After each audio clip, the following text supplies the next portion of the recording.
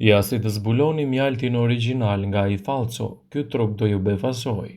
Mjalti është i pasur me vitamina dhe minerale dhe ka veti antiinflamatore. Me ndihmën e këtyre truqeve zbuloni se cili është mjalti i vërtet.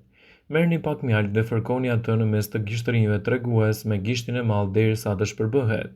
Mjalti i pastër është i mirë për lëkurën dhe nuk është ngjitës. Nëse ai që keni fërkuar ngjitet, kjo do të thotë se ka sheqer ose ëmbëlsues artificial në të. Mundohuni të vendosni pak mjalt në letër ose në peceta të letrës. Mjalti i pastër natyral nuk përmban ujë dhe nuk do të depërtojë në letër për një kohë vërtet të gjatë. Bletët instinktivisht i ndërtoi në kosheret në penë dhe midis shkëmbinjve për t'u mbrojtur nga buburecat.